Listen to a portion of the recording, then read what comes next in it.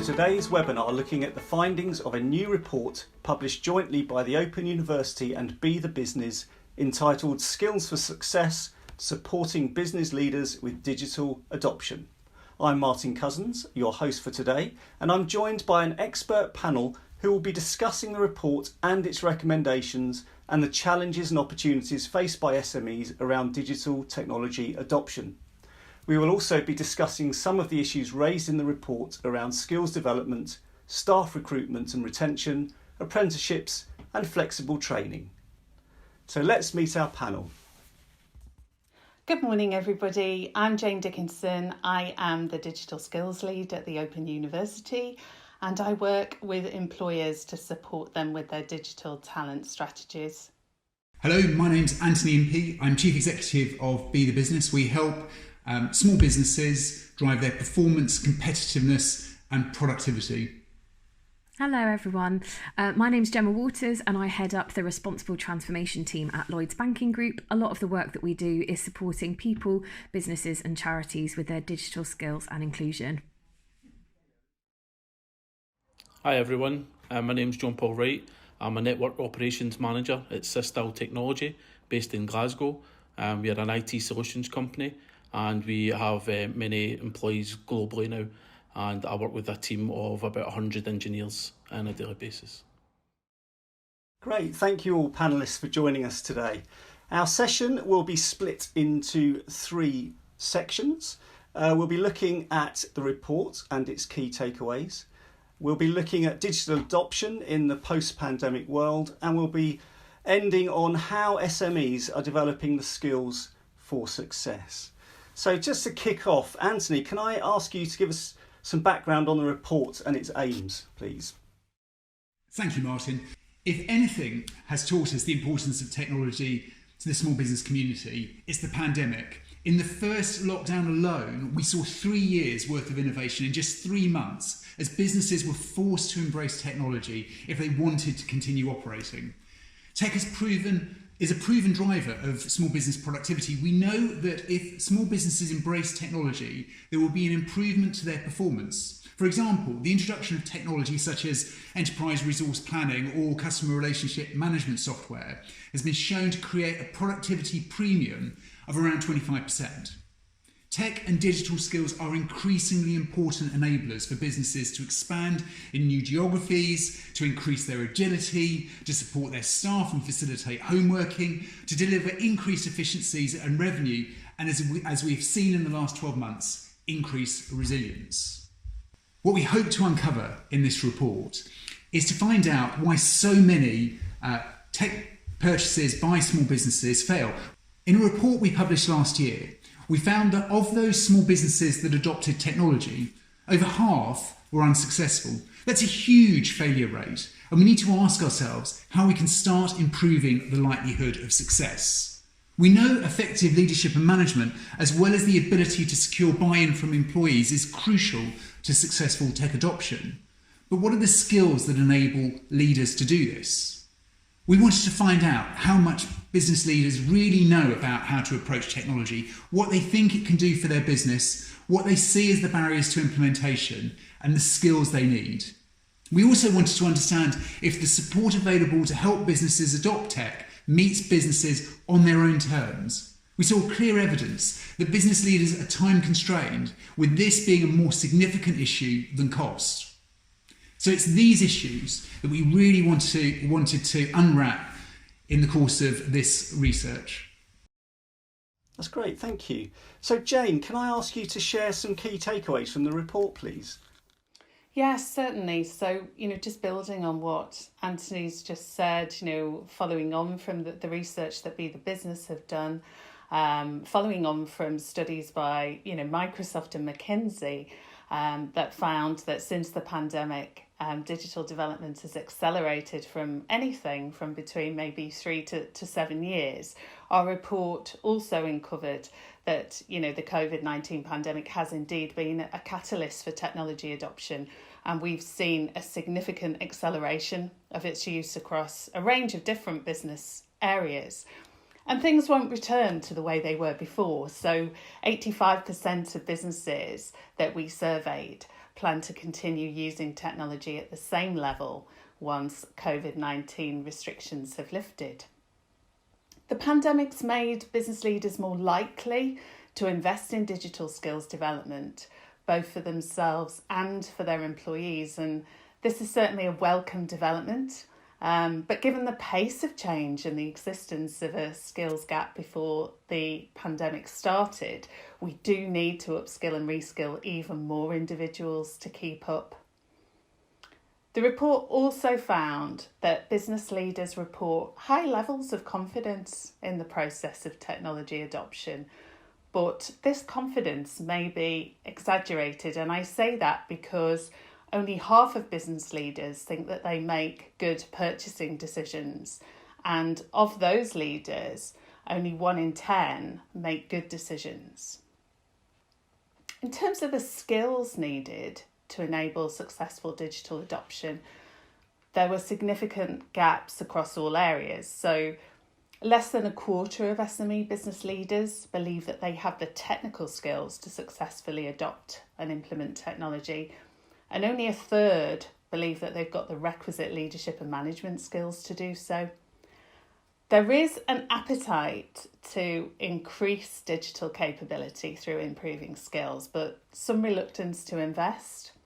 And also, some businesses are yet to recognise the advantages technology can bring. So those advantages that Anthony just outlined.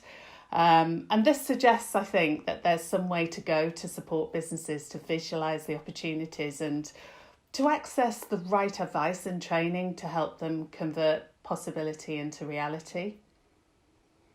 So on the back of those findings, the report puts in place a number of recommendations. So firstly, a number of recommendations for business leaders. A call to action to consider how technology can really help business leaders impact on the challenges that they're facing, and then to select the right technology, to partner with the right partner, to get the right mix of skills in place to deliver the solution. Of course, businesses need a plan, and if they need to invest in learning and development, there's a suggestion that a budget be put in place. If budget's tight, then we recommend that businesses really think about investigating funded training opportunities, and we can talk a little bit more about that later on in the webinar, and also think about the type of the skills gap and what that is. It could be that they can supplement that training budget with some free training that's available as well. So of course it's important to reflect on past experiences in terms of technology adoption and understand what can be done differently this time to perhaps ensure success. Putting in place a continuous improvement plan which adapts to the needs of the business can ensure that a digital first approach starts to really run through the lifeblood of the organisation.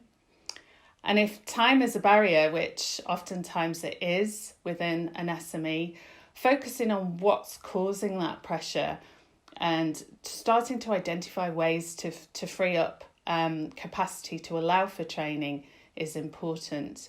And I think here that the availability of flexible training that flexes around work commitments will doubtless be very helpful here. Given the pace of change and this backdrop of economic uncertainty, it's also important for businesses to be resilient and agile. So by creating a culture of continuous learning at all levels, a willingness to adapt and grow is much more likely to flourish within the organisation. And indeed, previous Open University research found that organisations with skilled digital leaders were much more likely to see a positive impact on the bottom line. Business leaders understandably recognise the value of digital skills, and I think particularly in the context of getting tech adoption right. However, it's really important to invest in leadership and management skills as well to bring employees along on that digital journey. So everything I've just said can seem a lot, particularly if you're a business just starting your digital journey. So it is important to point out that support and advice on digital adoption and training is widely available for free to small and medium-sized businesses, and that's something we'll talk about a little bit later on. So the report, as well as providing some recommendations for business leaders, also outlines some recommendations for the whole ecosystem as well. So increasing depth of understanding about available technologies and their value really underpins successful adoption and ultimately helps that business growth and success. And given that the digital skills gap is there for all of us to see, and that digital talent can often be in short supply, there's a strong recommendation that businesses start to take a longer term view when looking at their talent strategies, and really emphasising recruitment based on aptitude and attitude rather than on recruiting on the basis of an existing skill set. The report findings have also led to a number of recommendations about what training should look like to support SMEs and how it should be promoted to make it easier for businesses to find and engage in training. So a few of those: a recommendation to frame the training according to what a business is looking to achieve. So, for example, focus on how the training can help manage and optimise customer relationships, how it might help reduce risk, how it might help a business expand into new markets, rather than promoting the ins and outs of the technology itself.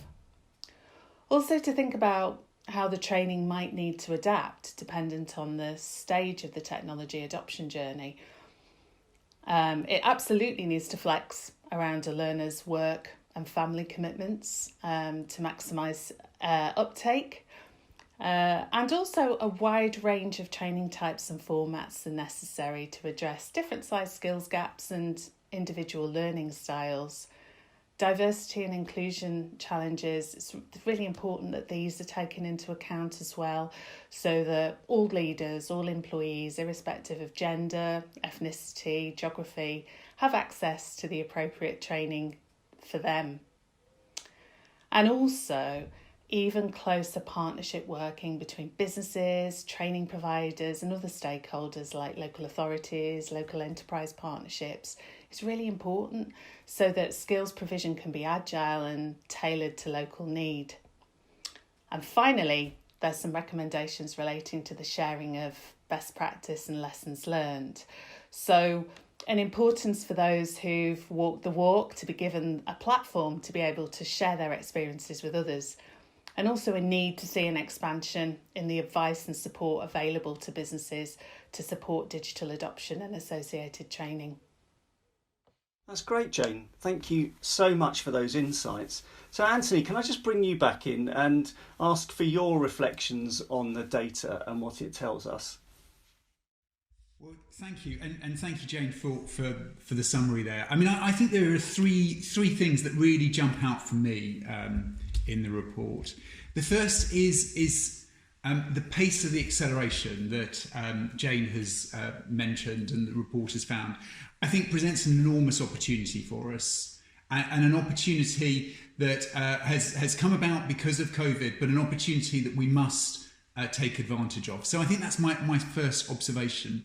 I think the second is one that I'm slightly worried about, which is this lack of deep knowledge that the report identifies. And I think it does point to a very urgent need for us to focus on developing the skills of small business leaders in order to drive the use of technology within their businesses. And then I think the third is how to also then develop skills, the relevant technology skills within the workforce of that small business. And the stat that jumped out for me is that there are fewer than a fifth of business leaders think their employees have the technical skills necessary to successfully adopt technology. And yet, when asked planned what they do about the skills gap, only 50% plan to address it in the next 12 months. So clearly a real requirement there. And other work that we've done has found that the failure to bring the staff, the workforce with you when you're adopting technology is one of the key drivers for technology failing, the adoption of technology failing. So I think for me, they were the three things that jumped out.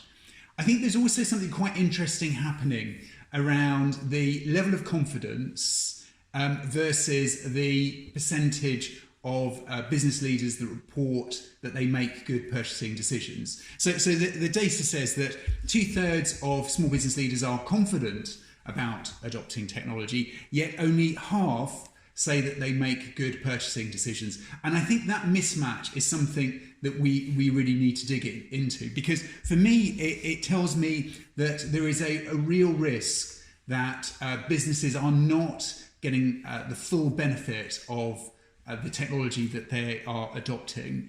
I think there is a danger that technology is only used as a sticking plaster and not as a key driver, of a company's strategy. And I think there is also this risk that smaller businesses in particular don't realise the full value that technology can bring their organisations. So for me, I think they were the key standouts from the report. Thanks, Anthony. So can I just ask, so is there a problem of overconfidence there around SMEs believing they have the skills, but actually there seem to be some other big challenges alongside those? So is that what you're saying, that there is a danger around overconfidence? Definitely, that's what the data suggests, and I just think to be confident is that let's not miss the fact that actually being confident is a good thing. We wouldn't criticise anybody for being confident in a whole range of other areas of life. So let's not see this as a negative thing. This is a great starting point. I think for me, it's let's use that as a foundation to develop the skills, to give small business leaders the tools they need to really maximise that opportunity that confidence provides. So yes, overconfidence, but that suggests that it's a bad thing, and actually I think it's a great foundation from which we can build on. Great, thank you.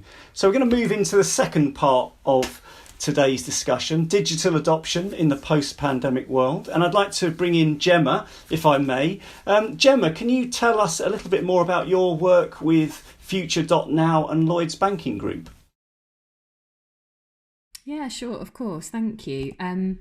So I guess at Lloyds Banking Group over the last kind of 5 or 6 years, really, we've been working on tech adoption, digital skills and inclusion across a variety of different audiences. And the reason being that ultimately, a few years ago when we were first setting up kind of digital products and services all that time ago, I think around that time there were some people that were really keen. There were lots of early adopters, as there often is with technology, but also there was a growing and quite clear group of people and business owners who were just really cautious, really concerned, didn't quite know where to start.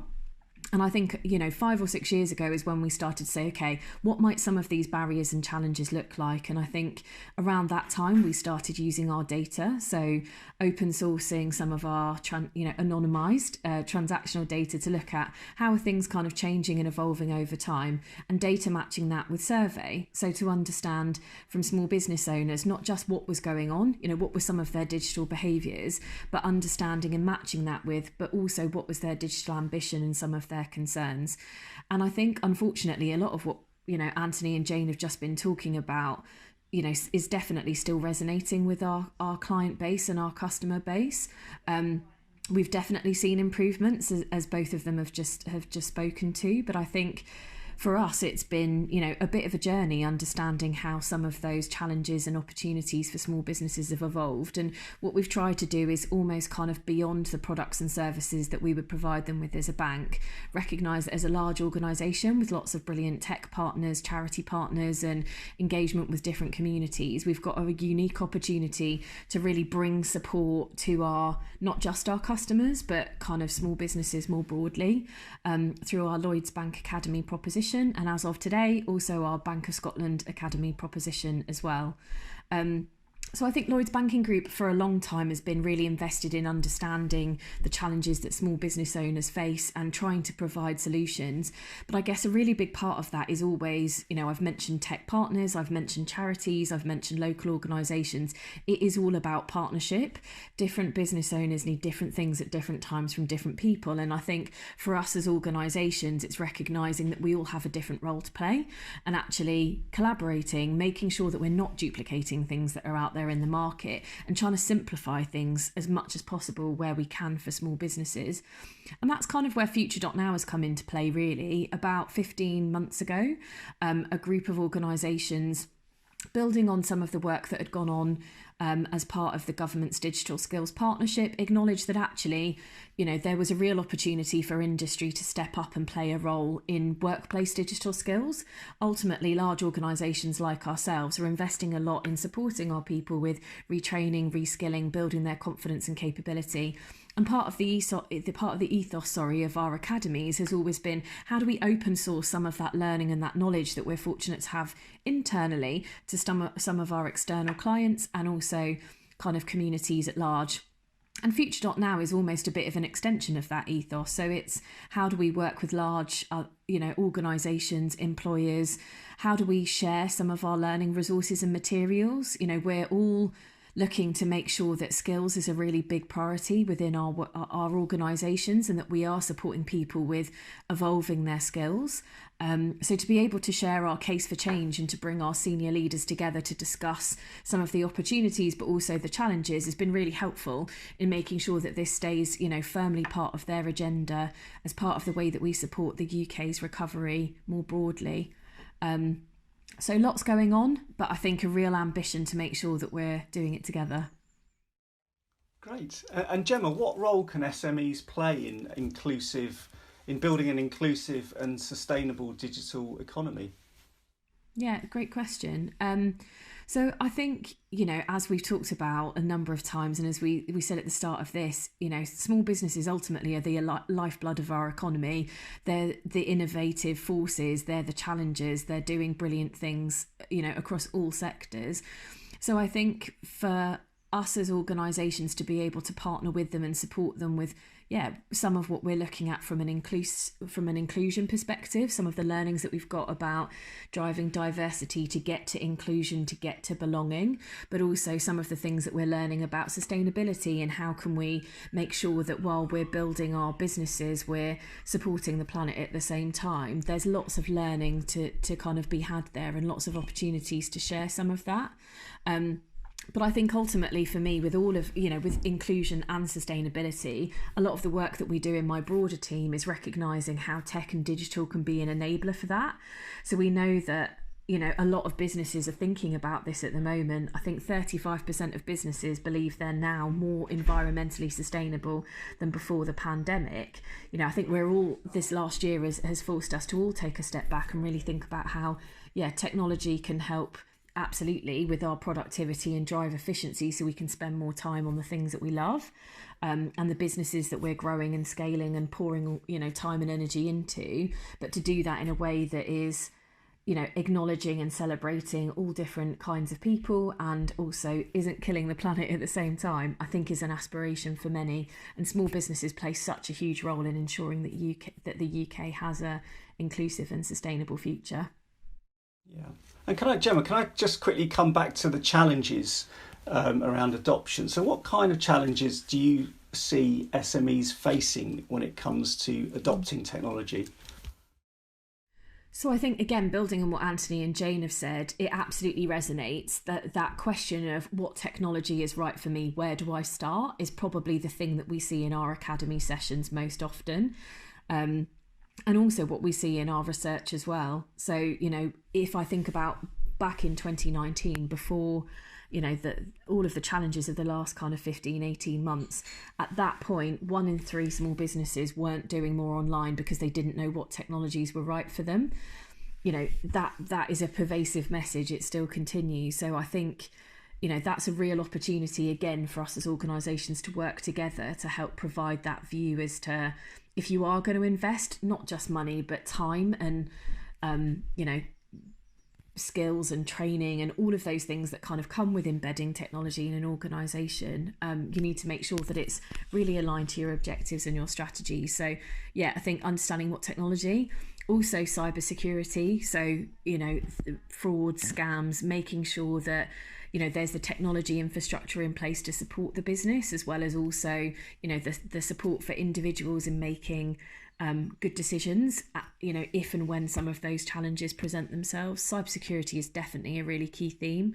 And also, to be honest, I think kind of building on what Anthony was saying around confidence, I think it's also sometimes there's kind of potentially inflated levels of confidence, but I think also what we're still seeing is lack of motivation.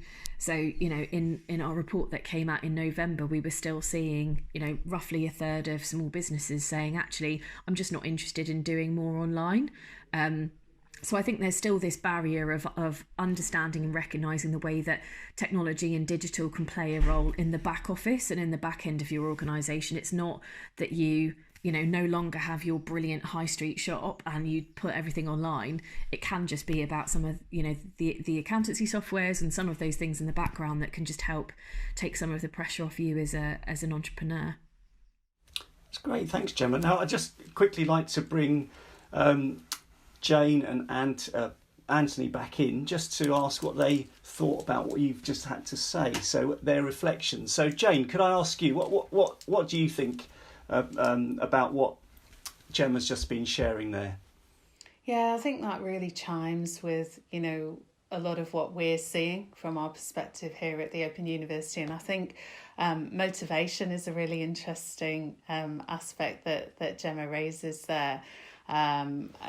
So this kind of demand for learning, and I think we have seen an improvement generally in that since the pandemic, and certainly if we reflect on visitor numbers to our free Open Learn platform, I think typically before the pandemic started we saw about 40,000 visitors per week.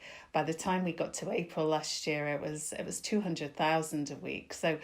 And when you look at what people are doing online, the courses that were the most popular were digital courses, leadership courses, soft skills courses, if you want to call them that. So it very much looked as if individuals were starting to recognise how they might need to invest in themselves and invest in or accredit existing skills. And I think we saw that with businesses as well, as they realised that really there was an investment needed to increase their resilience and agility. But I think, as Jemma also says, there's still some way to go with that. And I think it is all about trying to increase awareness of the power of tech. I think there's still some way to go there. And I think it is about collaborating to get those structures in place to support that process. So it is all about the right advice and access to the right training and skills. Great. And Anthony, do you have any other reflections? Well, yes. I mean, I think I think it is fair to say that when it comes to tech adoption, small businesses have definitely not let a crisis go to waste. When you look at what's happened in the last 12 months, amazing levels of adoption, and as Jane has shared, lots and lots of interest in developing digital skills during that time. And the only thing I'm not sure about is whether it's down to motivation. And actually, I would say that it is probably the lack of time is probably kind of the key barrier that so many small businesses face. They are, for small businesses, when there's not a pandemic raging, small business owners are working 7 days a week. They're working 12 hours a day. They are spending probably too much time working in their businesses and not on their businesses. But their businesses are all consuming. And I think for a lot, that means that doing new stuff, like adopting technology, is just... While they recognise it's important to do and they recognise its benefits, they just don't have the capacity to do it. And so I think the challenges we might be facing are a bit more complicated than helping, encouraging and coaxing small business leaders in the right direction. I think it's about helping them recognise that technology is a way that they can find more time in their business and become more efficient and realise additional efficiencies within their organisations so that they can work more on their business rather than in their business. So I think the big barrier is around time, and that then influences the issue of motivation. Great, thank you.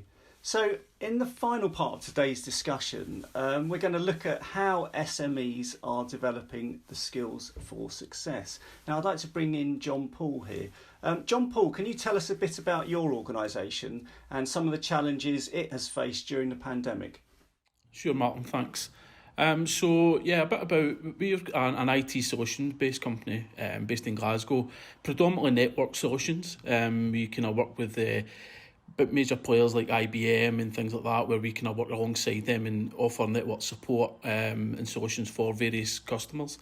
The main challenges that we've faced is obviously moving a business like ourselves, maybe 200 employees, to working remotely overnight was a challenge. A lot of our engineers were okay with that because they already work from home. But moving our back office staff, everyone who's in the office every day, to a remote model was challenging. That threw up challenges like staying engaged with these teams. They might not be used to using technology such like Microsoft Teams because they're in the office every day. So we had to do like crash courses on people how they would engage with other teams. Rerouting phone calls, just little different things that come on board with that.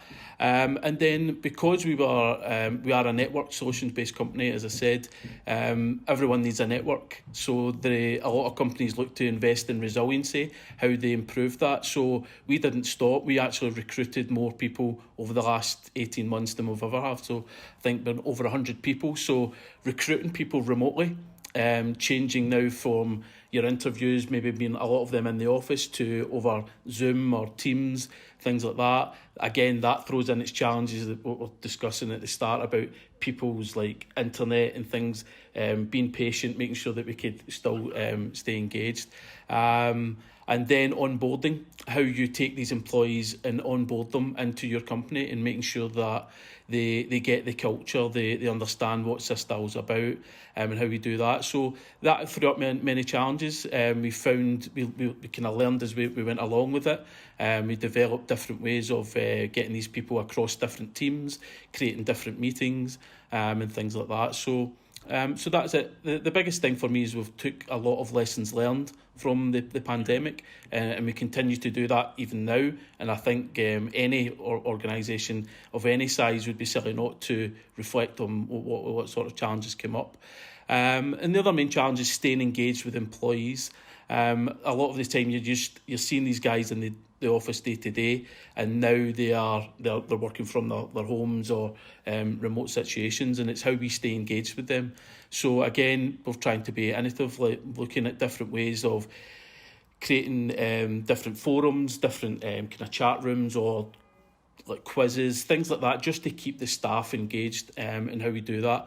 There's been a lot more hands-on chats from our directors, where they've kind of done all hands Teams calls and things like that, which have been really good. So it's just about identifying these challenges and overcoming them quickly. Has been good. I think we've done well with it. But that's the main challenge that we've come up against. Yeah. So JohnPaul, can I just ask a little bit about training and how essential that has been for the company during the pandemic, and what kinds of training you've provided for your leaders? Yeah, so I think it's about identifying the right training to make sure it adds value first. A lot of training, we kind of got a lot of offers of different training, but did it add value to our leaders, our different teams at that time? I think Jane touched on it at the start, is we're talking on here about digital and technology, but looking at our own people, management training, how we now, the different challenges that come up now with emotional intelligence, how you can read your team from a remote model. If you're in the office every day with someone and you're looking at them and you can read their body language, see how they're adapting. Now, when they're at the other end of their camera, they might not have the camera on. It's about picking up on these little soft skills. So we developed on that, and I benefited from that. I went on a training course where we really looked at emotional intelligence and innovation and all different types of aspects that I maybe knew about but didn't really think about before. So I've took that back into the business. I got back with the team leaders and we really spoke in depth about that, which was really good. And that feeds on to us being able to identify any kind of wellness now. I mean, there's a whole new area of mental well-being that you need to be aware of as a manager. I think I was always aware of it, but now with COVID and the pandemic and all the things that throws up, we need to be even more aware of it now and how we handle that as leaders. And that's obviously from a non-technical side. The technical side of things is we're looking for opportunities now of how we can enhance our tooling, how we cut down time on things, make things a little bit more proficient. Now that we're working from home, make things a little bit easier. And then that's where we're going from there. And develop training every day as part of the CSIP model, again, what Jane touched on earlier. Or you've got your many kind of methodologies, use ITIL, Agile, DevOps, all have continual service improvement in them. And we kind of very much at ITIL aligned here at Systal, and we kind of follow that. So continual service improvement's massive for us. I think as any business grows as well, you have to look at making sure the tooling's right, but also how you scale it up, and it can be scaled to your growth and how you move forward. Great. And how's the company developing digital skills? Again, it's just identifying the need for it. I think as a tech-based company, we're already kind of in the thick of it.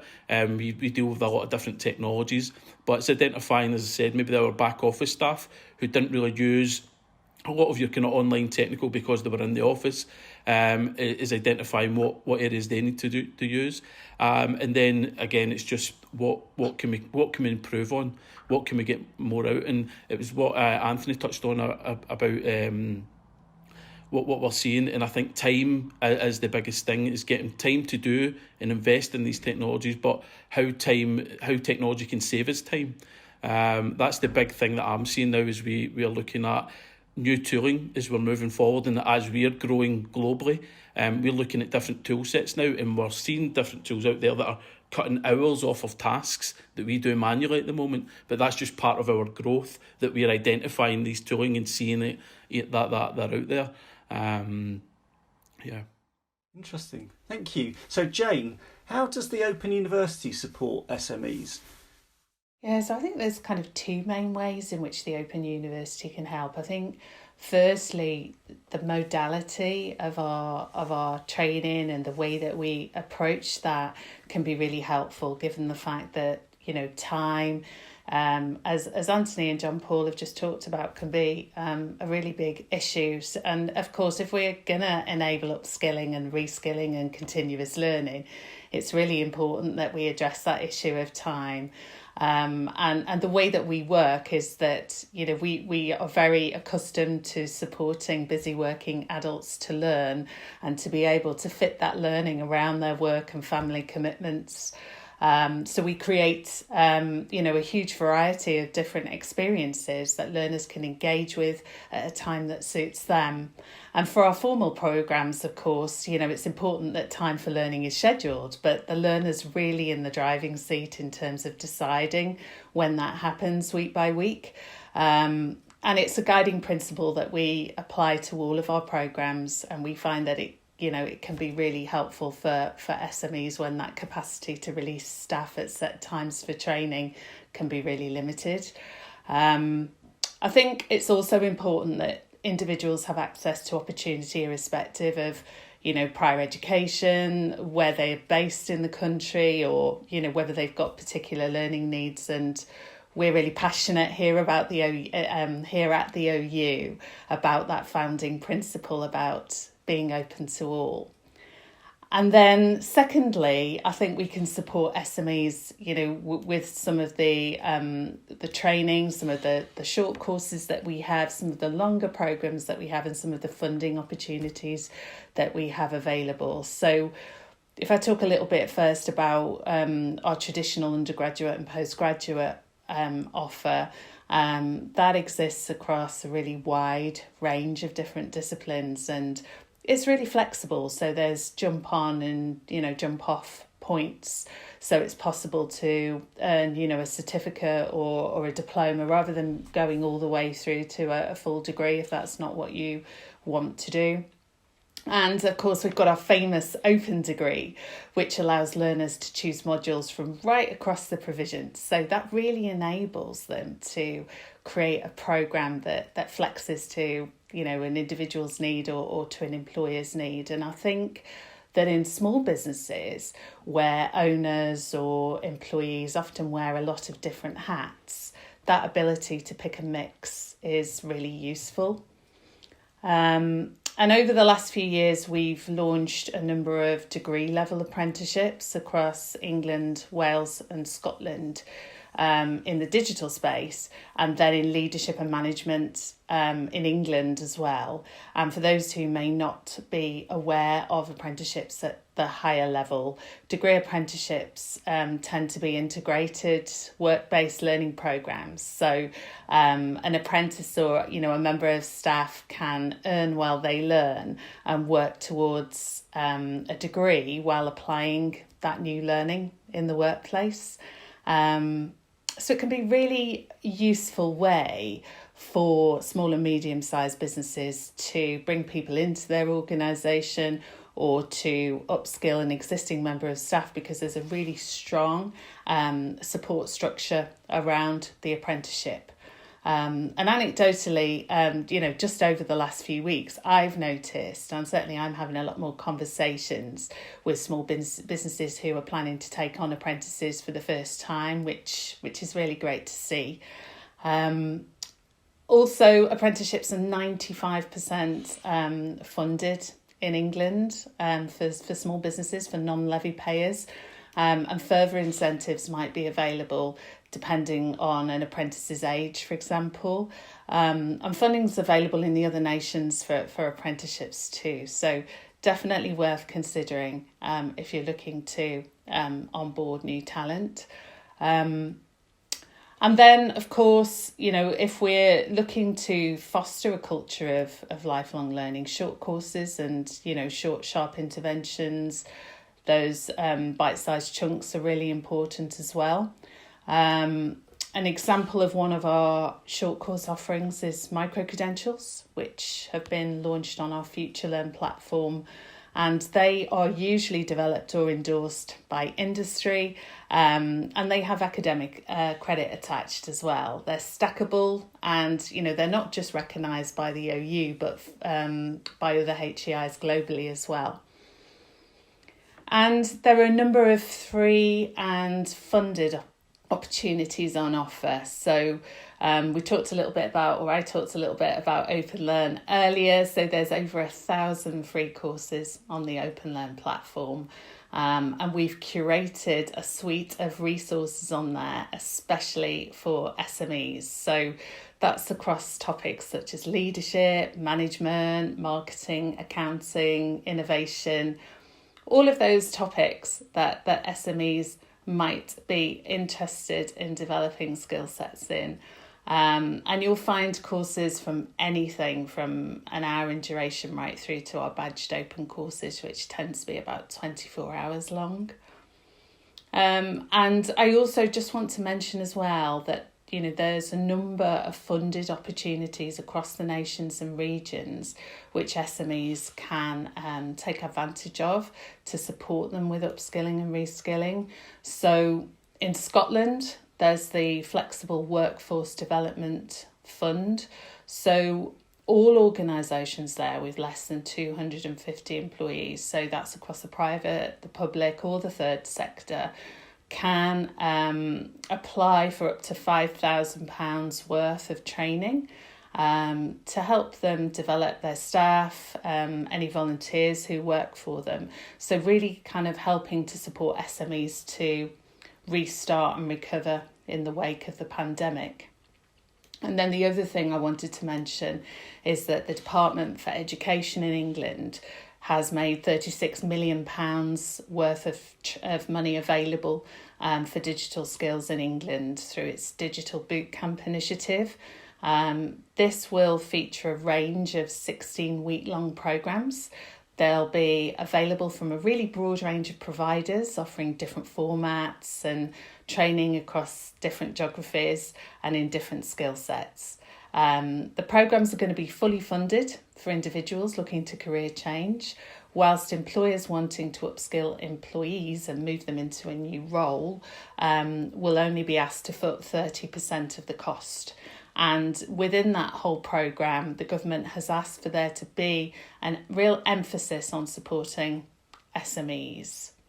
So if anybody's interested in that, then obviously I can provide some more information on that, or indeed on any of the other initiatives I've mentioned. So there we are. Great. Thanks, Jane. Now, Anthony, I know that you wanted to say something, so please, can I just bring you in at this point?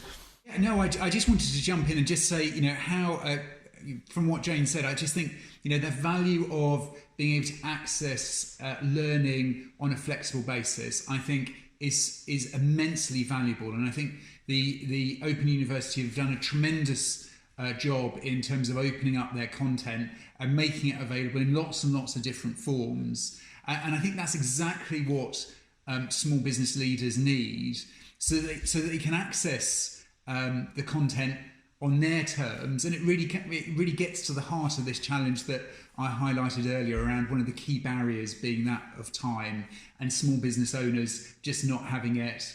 And I think if learning new skills can be done on an entirely flexible basis and done according to their small business leaders' schedule and when they're available, I think that goes a long way to addressing some of these key challenges that we've identified in this report. Great. Now, Anthony, I'll come back to you in a minute about Be the Business, but Jemma, I just wanted to come to you and ask you about what Lloyds Banking Group is doing to help SMEs. Yeah, brilliant. Thank you. So I think the space that we kind of play in is two areas, really. So, and I'm talking kind of beyond our core propositions and the way that we support small businesses through our kind of normal business. When it comes to digital and tech adoption, there's probably kind of two main ways. So I guess firstly, I referenced earlier our academy proposition. So the ethos of this is essentially how can we meet people where they need to be met and provide informal learning that can help them meet an immediate need and kind of get to an outcome that they want, but also hopefully kind of inspires them, helps them feel excited about the opportunities that digital and tech has to offer.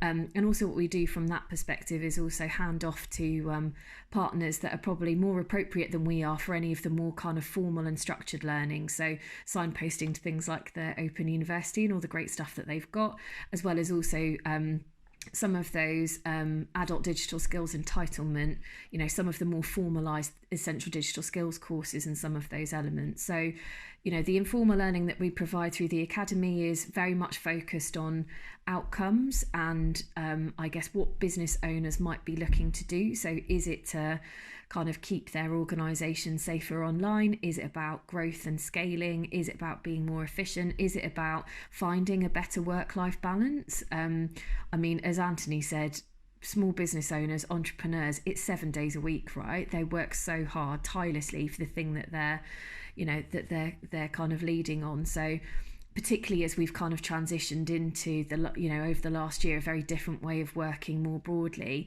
how can we kind of support them with finding time wherever they can through any efficiencies they can? And also some of the practical stuff around kind of building financial resilience, understanding more about kind of tech products, financial products, tools, services, mental health support, brilliant wellbeing organisations. We try and open source and make that free for anyone to access. But I guess for our customers, what we're trying to do is engage them and support them at sensible points in their customer journey. So, is it that we provide kind of support around kind of fraud or cybersecurity at, when they're kind of looking for that or engaging with elements on our website or through our app or some of those other elements. We try and meet people where they need to be met. And I guess outside of COVID times, we also provide face-to-face support. In the last kind of 15 months, we've provided interactive webinars, not just on training and help, but I think this inspiration piece is really important.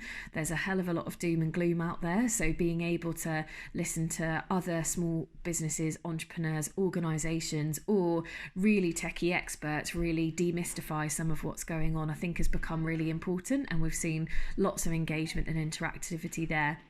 And also using virtual methods to still support people on a regional and local basis. So the Academy also does facilitate small businesses getting together, you know, in it kind of virtually in their regions, building networks, building opportunities to collaborate, and just sharing an understanding of, you know, what are some of the local funding that might be available to us, what are some of the kind of local business fairs or career, you know, some of those different things that are very kind of local, connecting them in around those themes and helping them kind of build that out. So I think between the Academy, which is open to everyone, and between kind of supporting our customers where they need to be met, there's quite a lot going on. But I think, like a lot of organisations like ours, there's always more to do. So at the moment, we're working hard with tech partners to see, you know, how might we be able to provide additional subsidised technology. How can we improve our own processes to make sure that we're giving people and organisations time back,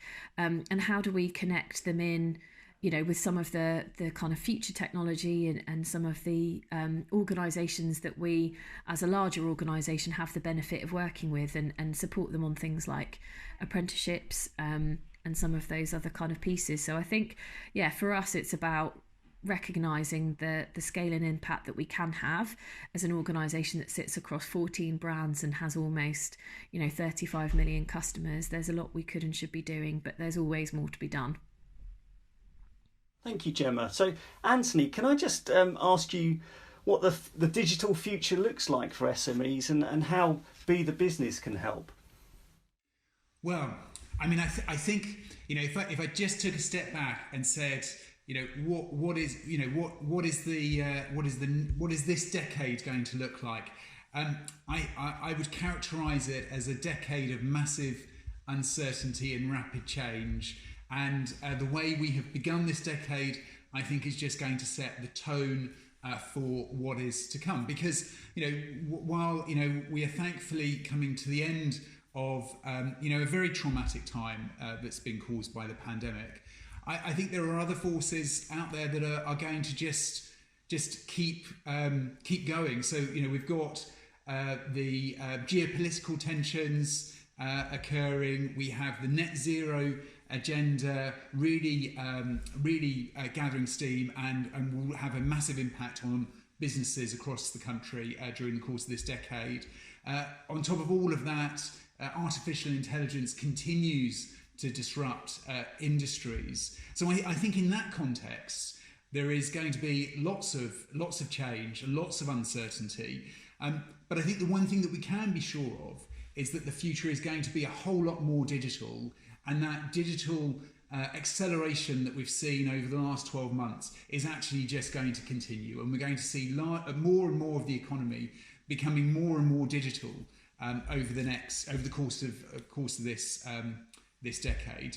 I think, obviously lockdown accelerated an already unstoppable trend towards e-commerce. E-commerce is now no longer just for younger consumers or specific types of products. I think in terms of home working, we've kind of gone through a home working revolution over the last 12 months, where tech has become an enabler of collaboration and communication and efficiency. So I think that is going to be a trend that just keeps going. And so with all of this, digital is going to be very, very important, and small businesses are going to have to really embrace technology and everything that technology can bring their organisations. And at Be the Business, we've responded to this challenge and developed a new platform called Be the Business Digital, which provides practical advice and support at every stage of the tech adoption process, from understanding what's needed and the kind of purchasing decisions that you need to make, through to implementing technology and maintaining it and developing it and making it a core part of your strategy. So that's Be the Business Digital, available at the Be the Business Digital website. I think details will be available after this webinar. Great, thank you. So finally, I'd like to ask each of our experts to share one takeaway for successfully adopting technology. So JohnPaul, can I start with you, please? Sure.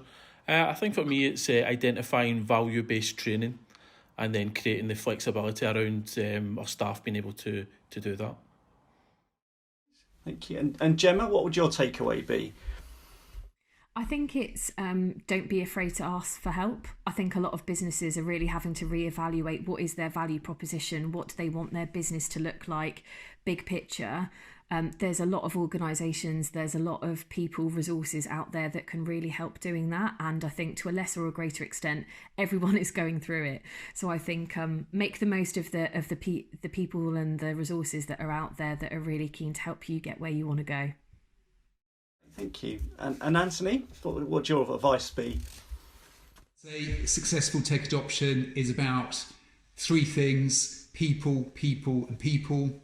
You've got to have the right management in place, the right management approach in place. You've got to bring your team with you, and that's it. It's as simple as that. Great. And Jane, what would your advice be? So I suppose, my reflection on our conversation today is really around the fact that, perhaps some of the benefits of digital adoption had been intangible previously, but, I think the pandemic has really enabled us to press that fast forward button, hasn't it? And get a real glimpse of the transformational power of technology. And I really absolutely agree with Anthony. It's about how do you create that digital first culture, that growth mindset, and enable lifelong learning to really help you to be agile and to be able to take those opportunities.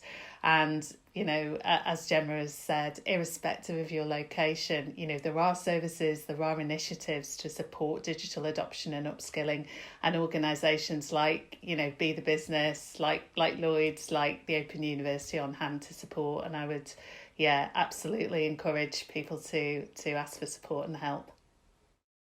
Great, thank you. Well, that brings us to the end of today's panel discussion.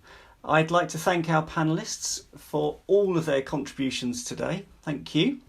And it was great to hear from such a wide, diverse range of voices and to learn more about the findings of the report. I hope you enjoyed watching this webinar from the Open University and Be the Business. You can download the report from the resources section on screen, as well as links to the Open University and Be the Business websites. Thank you for joining us today.